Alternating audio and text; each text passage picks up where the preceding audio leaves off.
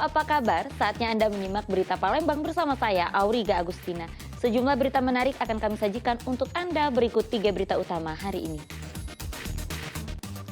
Sejumlah fasilitas puskesmas di Kabupaten Ogan Komering Ulu ditambah untuk cegah stunting atau gagal tumbuh anak. USG untuk ibu hamil pun digratiskan.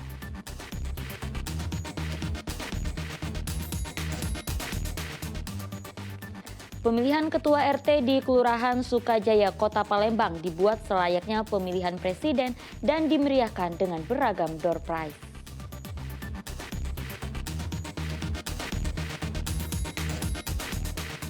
Membantu masyarakat mengkonsumsi beras dan minyak goreng dengan harga normal, operasi pasar digelar di kantor Bulog cabang Kabupaten Ogan Komering Ulu dan sejumlah pasar.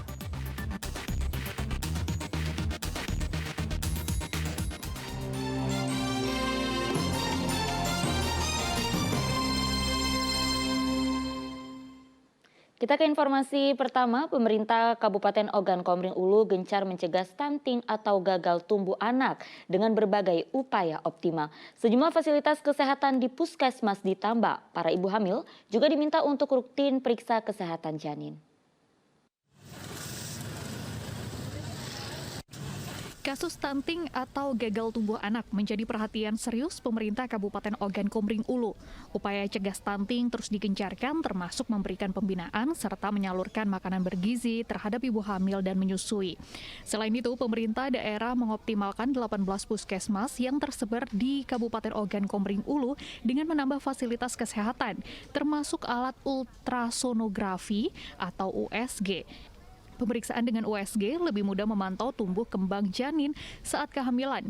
Pemerintah mengimbau ibu hamil segera memeriksakan kesehatan janin di puskesmas terdekat karena layanan ini tidak dipungut biaya alias gratis.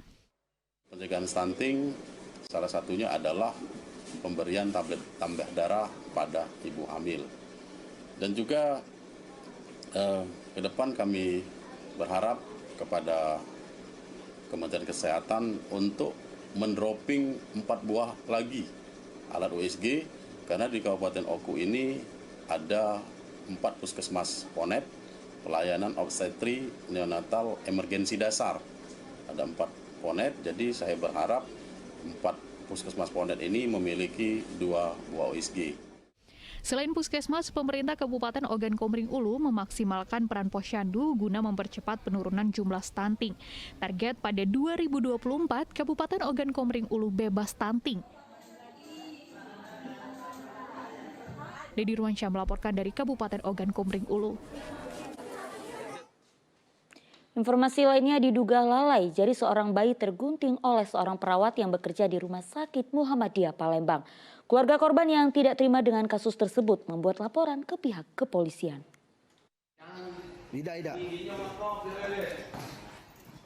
Suparman mendatangi sentra pelayanan kepolisian terpadu SKPT Polrestabes Palembang untuk membuat laporan kasus dugaan malpraktik oleh seorang perawat yang bekerja di Rumah Sakit Muhammadiyah Palembang.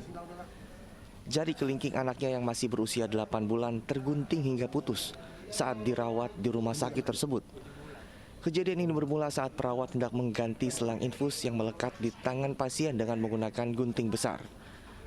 Bukannya selang infus, justru jari kelingking sang bayi yang tergunting.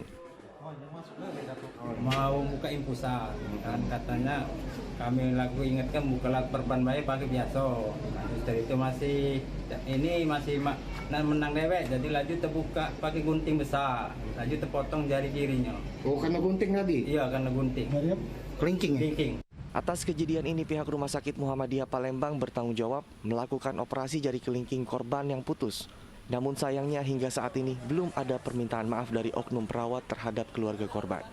Sementara perawat yang diduga lalai kini telah dinonaktifkan dan akan diperiksa di komite medis. Untuk perawat tadi sanksinya untuk sementara ini kita nonaktifkan dan nanti dia akan diproses di komite medis. Sebagai bentuk pertanggungjawaban, pihak rumah sakit telah memberikan pelayanan prioritas terhadap pasien sampai kondisinya pulih. Sementara terkait laporan keluarga pasien terhadap perawatnya, pihak rumah sakit akan menyerahkan sepenuhnya terhadap proses hukum yang berlaku. Dedi Ruansyah melaporkan dari Kota Palembang. Sementara itu polisi memeriksa 7 orang saksi atas kasus terpotongnya jari seorang bayi berusia 7 tahun di Kota Palembang.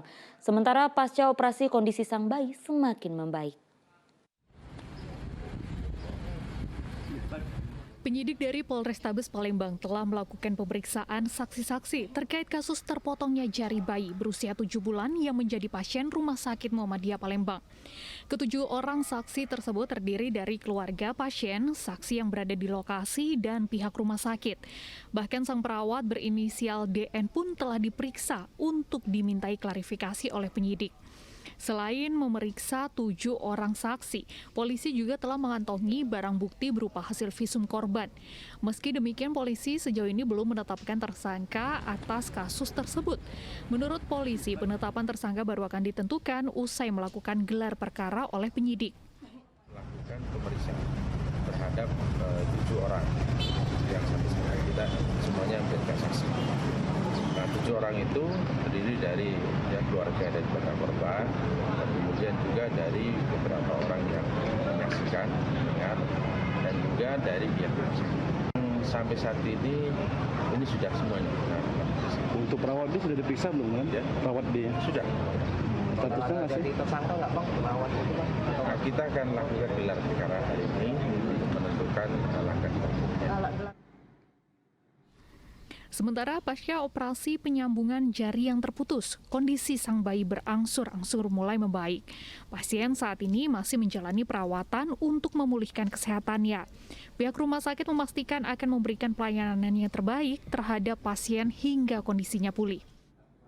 Memang terjadi komunikasi yang baik antara pihak rumah sakit dengan PWM.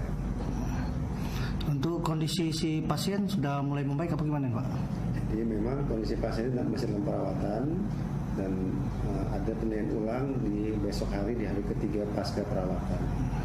Untuk oknum D-nya sendiri itu gimana Pak dari tindakan dari pihak rumah sakit Pak? Jadi kami dari direksi sudah menonaktifkan si D per hari yang kejadian.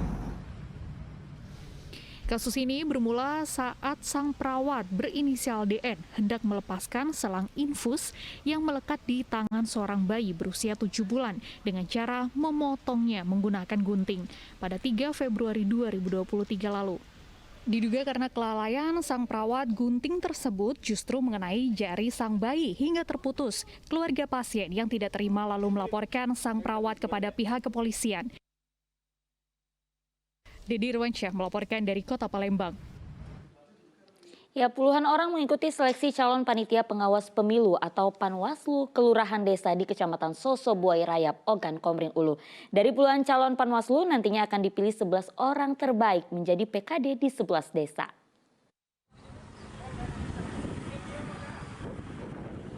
Sebanyak 32 orang mengikuti seleksi calon Panwaslu tingkat kelurahan atau desa di Kecamatan Sosobuai Rayap, Kabupaten Ogan Komering Ulu. Dari jumlah tersebut, 20 peserta yang dinyatakan lulus pada seleksi awal kemudian wajib mengikuti tes wawancara. Tes wawancara ini bertujuan untuk mengetahui kemampuan dan wawasan dari masing-masing peserta. Peserta pengawas pemilu kelurahan desa atau PKD wajib menguasai wilayah kerja dan memahami tentang pengawas kepemiluan. Selain itu, mereka juga diwajibkan menguasai teknologi karena pelaporan dan komunikasi akan dilakukan secara daring atau online. Mereka yang pertama yang betul-betul menguasai wilayah, kemudian menguasai pemahaman tentang kepemiluan, tentang pengawasan pemilu. Bagian dari syarat utama juga untuk menjadi anggota PKD, mereka harus menguasai Android. Karena semuanya sekarang ini sistem cepat yang mereka harus menguasai.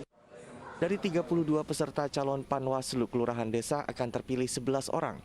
Nantinya mereka akan bertugas di 11 desa yang berada di Kecamatan Sosobuai Rayap. Satu desa akan diisi oleh satu PKD. Dedi Irwansyah melaporkan dari Kabupaten Ogan Komering Ulu. Ya, progres pembangunan instalasi pengolahan air limbah atau IPAL Selayur di Kota Palembang sudah mencapai 93%. Pembangunan IPAL ditargetkan akan rampung 20 Februari 2023.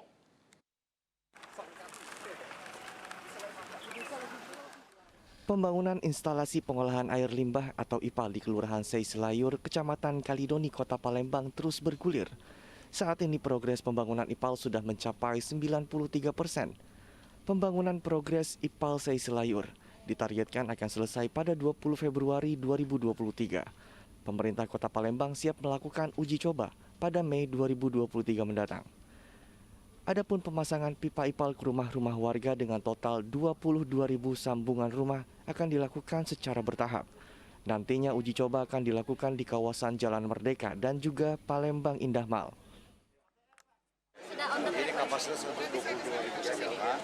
Misalnya nanti kaitan dengan SR-nya ini adalah dana kota dan provinsi yang kita mulai anggarkan tahun ini 2023, 2024 dan 2025. Kota berapa Pak kita angkat kota sama? Kota 26 miliar tahun ini. Oh, berarti Pemprov tadi 20. Pemprov 20. Pusat? Pusat ada 1.100 sambungan yang sudah dilaksanakan untuk SR. Oh. Nah, mudah-mudahan harapan kita bulan 5, yang lambat di bulan Juli nanti kita sudah komisioning. Karena biaya pemasangan pipa ke rumah warga membutuhkan dana yang cukup besar, pemerintah Provinsi Sumatera Selatan dan pemerintah Kota Palembang akan sharing dana. Pemerintah Provinsi Sumatera Selatan telah menyediakan dana sebesar 20 miliar rupiah untuk membantu pembangunan infrastruktur jaringan pipa pembuangan. Yanuar Ihrom melaporkan dari Kota Palembang.